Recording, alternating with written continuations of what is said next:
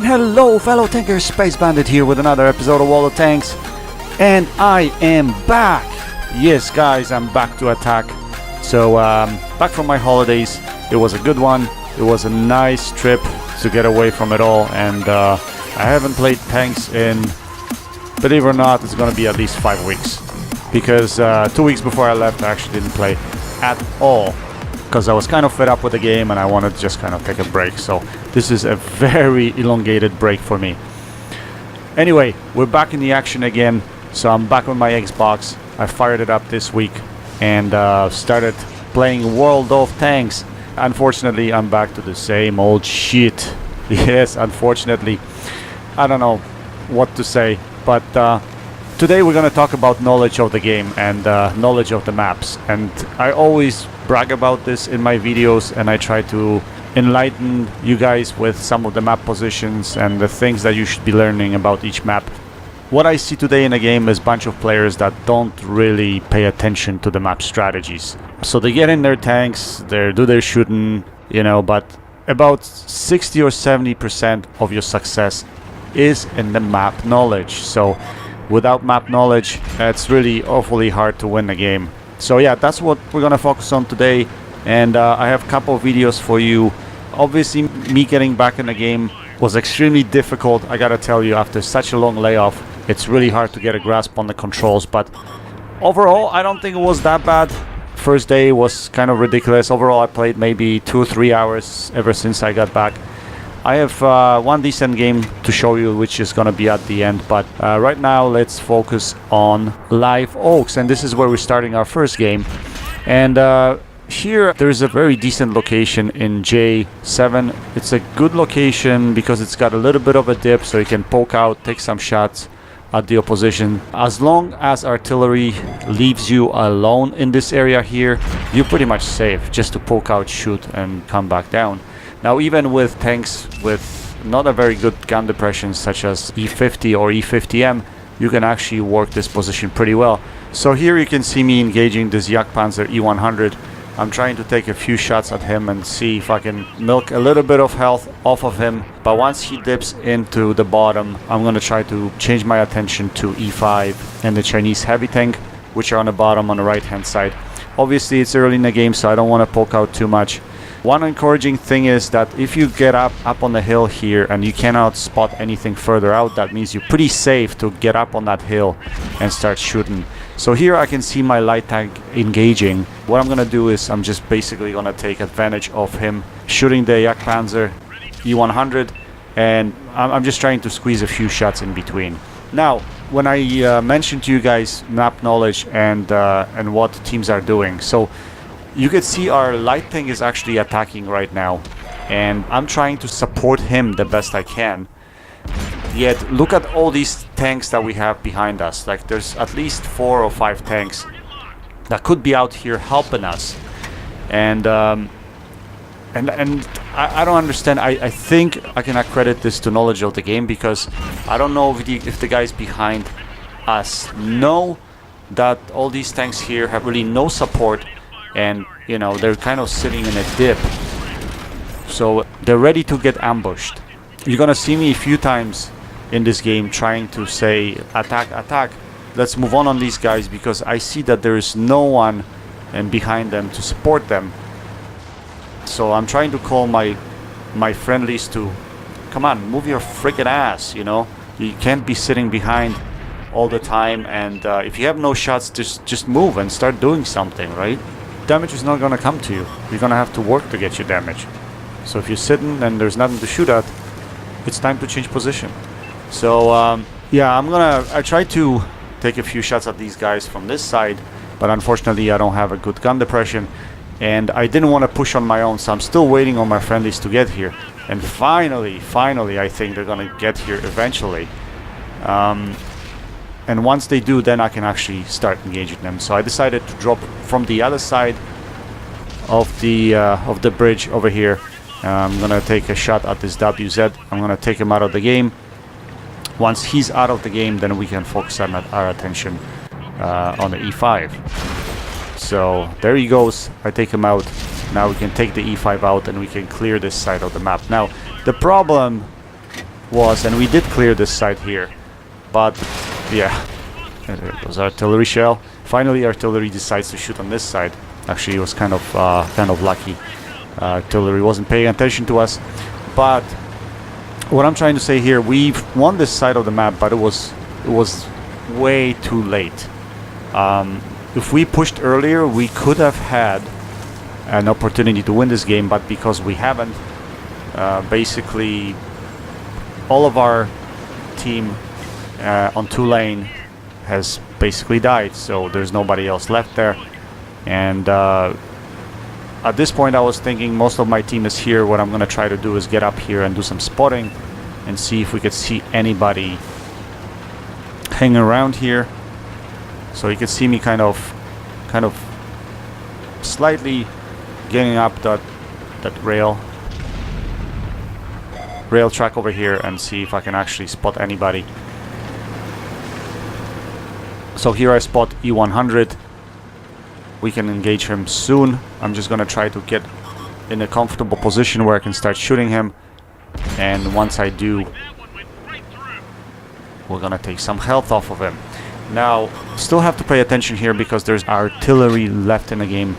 So I'm not sure at this point if artillery is paying attention to me. I'm doing this funky turning maneuvers, you know, just kind of already safe maneuvers, but try to go in a different location, see if I can take another shot at the 100, but he dipped down into that pole area, so no more shots at him. Trying to shoot at E5 bottom plate, but troll bottom plate obviously, and yeah, couldn't penetrate him. But at this point most of my team is dead, so all the guys that were with me, they went up on top of the railroad and they got all basically shelled and died. So I don't know, I'm just trying to kind of hide behind here and take some shots at this E100, and I'm gonna take another shot at him possibly, but no. No. And initially I thought it was artillery shell, but it wasn't. It was the FV-183 that got me.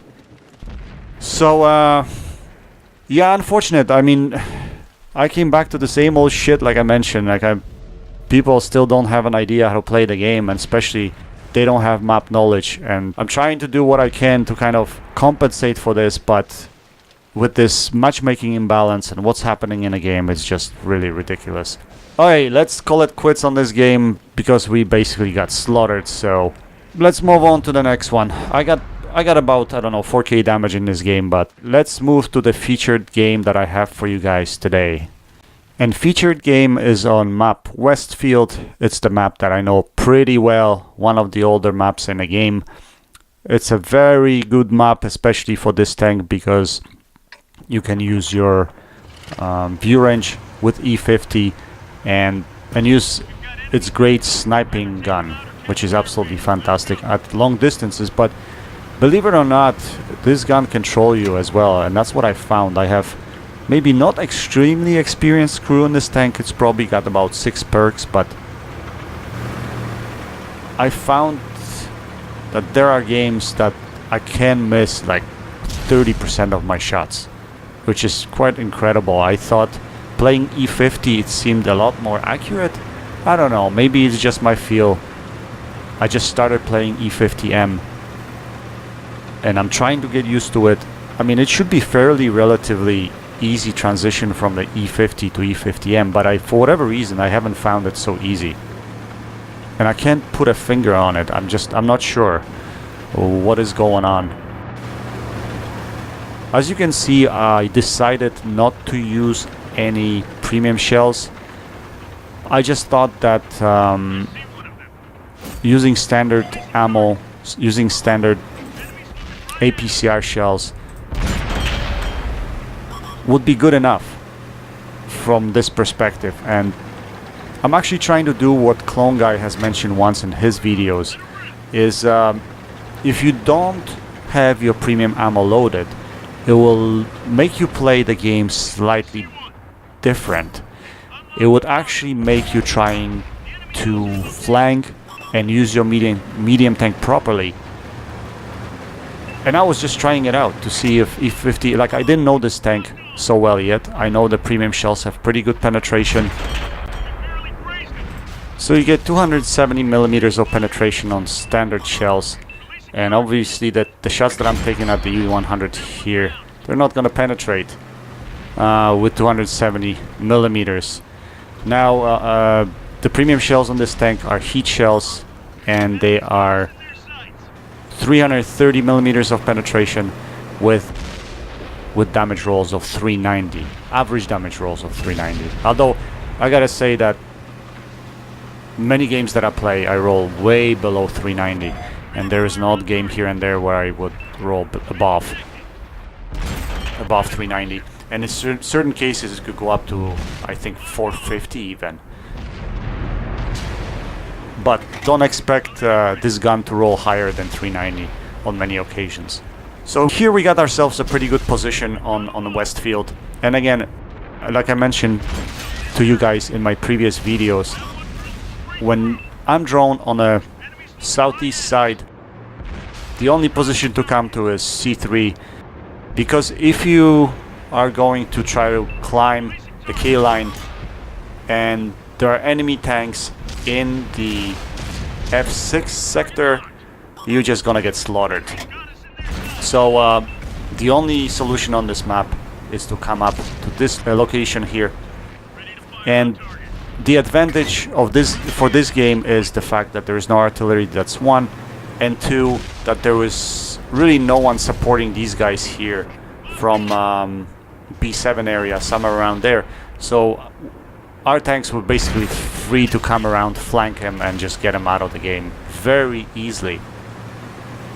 So now we've won this side of the map, and obviously, as usual, a lot of players make mistake here and try to basically rush their base or the Reds' base, and that usually doesn't end very well because they get themselves in a wide open area where Red's sitting in the F0 area, somewhere around there. That's the usual camping location of the tank destroyers, and they're just gonna have open shots at you if you get into B8, B9 area. So I would not recommend doing that, and that's exactly what our medium tank is doing there, and he's probably gonna die. So I just came back to this location here where most of our forces are. I'm gonna try to support these guys here and see if we can actually get some shots across the map. So yeah, I'm trying to use this hill on my left side as protection to take some shots, and again, just poking out, taking whatever I have. If I don't have a shot, I try to not to overexpose myself and lose my hit points. Obviously, even though we're winning, I've been in many games in the past where you're in this situation and we end up losing the game. So I'm trying to be as cautious as possible and maintain my hit point pool. Now, let's touch on the strategy. So the dangerous thing right now at this point is that all of our tanks are somewhere in the F5 and F6 area, but we don't really have a spotter close to, you know, J9, somewhere around there. So we don't really have any targets, and I see our light tank sitting in H4. He doesn't even move to go in that position. So I decided to do the light tank's job, and I'm gonna try to come up there and spot some targets for my team. Now, the enemy light tank is doing actually a fantastic job, and that's the dangerous part, because he's actually running around the hill and forcing our team to kind of poke over the hill and shoot him. But you know, that's a mistake, because basically he's lighting all of these guys up on top of the hill, and none of the enemy team is currently lit, so all of them are basically shooting at our team without us even seeing them. So that's where I mentioned to you guys with respect to knowledge of the game, you have to understand the game dynamics and what needs to be done. So if you're a light tank and you play on this map and you see a bunch of your tanks, heavy tanks, tank destroyers on one side of the map, you have to light targets for your team. So now RU showed up. But, you know, I mean, he should have done that a lot earlier. I mean, he's got mobility, he's got pretty good view range. So, yeah, he should be doing his job instead of waiting for me to do his job. But, regardless, I'll take it, you know. More enemies detected, more XP for me at the end of the day, so I don't mind, I'll take it. So, once we have the top of the hill right here, we're gonna try to spot more targets for our team that's sitting over there. So I'm gonna try to get close to this little hill and see if I can spot anybody else. I see this huntsman, so I took a shot at him, and unfortunately we just track him. We don't take him out of the game, but we're gonna try to lose our sixth sense over here. Now this 1390 is still a threat, so because he's still lighting up most of our team, but hopefully I can get closer to the enemy team here, and we can take some shots at them. So I spot this grill over here, but before I take a shot, you can see my aim. Do you guys see? My aiming is so incredible ever since I came back. Although when I was shooting that light tank earlier in the game, I thought I did pretty good there. But here when I was trying to hit the grill, my marker was all over the place. So here I'm trying to use those ridges in front of me just to kind of negate anybody shooting at me, and I'm gonna try to come closer and spot the last tank destroyer, and I believe that's T-95. And I'm gonna try to get rid of that little weasel too, who's been spotting most of my team all the time, but he seemed to run away right now, so we're just gonna progress further and see if we can spot them. We basically have them isolated to one quadrant of the map, so this should be basically an easy win. And if we can get T-95 in a crossfire situation, then it should be easy damage at the end of the game here. So again, the important thing, guys, is knowledge of the map and what your role is.